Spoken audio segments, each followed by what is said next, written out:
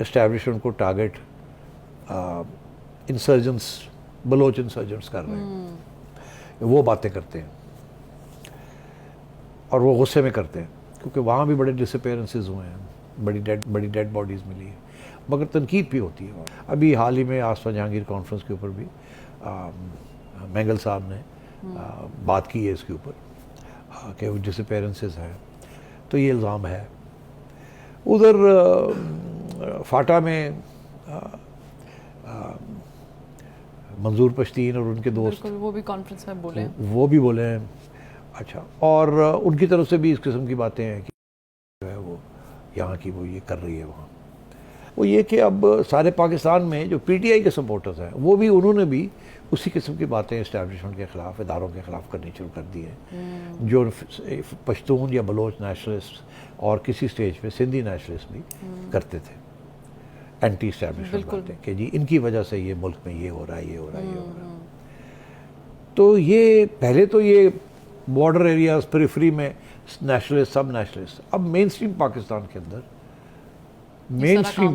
کے اندر direct attack آنے شروع ہو گئی. اور ناٹ اونلی دیٹ کہ x retired officials from the armed forces وہ بھی خود اپنے پرانے ادارے کو تنقید کا نشانہ بنا رہے ہیں.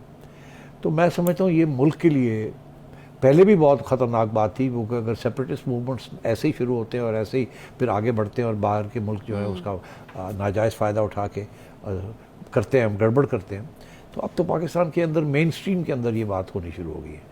پرانے زمانے میں ہم جیسے لوگ تھوڑی بہت سیاسی تنقید کرتے تھے کہ جی آپ جمہوریت کو ڈیریل نہ کریں, یا نظریے کا اختلاف ہوتا یا تھوڑا بہت نظریے کا اسٹریٹجک تھنکنگ کی, مگر اب تو یہ اس کا پیمانہ ہی بالکل بدل گیا ہے.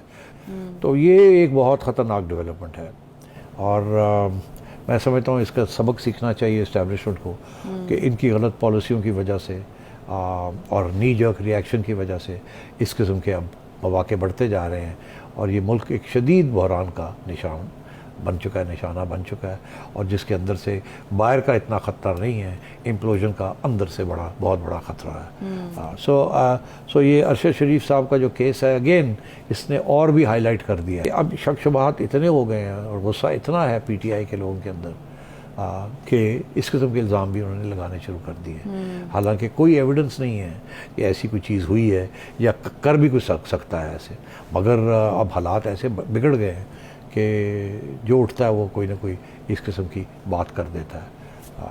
یوٹیوب پر گوگلی ٹی وی دیکھنے کے لیے youtube.com کی سرچ بار میں گوگلی ٹی وی ٹائپ کریں. گوگلی ٹی وی کے پیج پر سرخ رنگ کے سبسکرپشن والے بٹن پر کلک کرنا نہ بھولیے. یوٹیوب پر اپلوڈ ہونے والی ویڈیو سے باخبر رہنے کے لیے بیل آئیکن پر کلک کیجیے. آپ کو ہر نئی آنے والی ویڈیو کے بارے میں نوٹیفیکیشن موصول ہو جائے گا.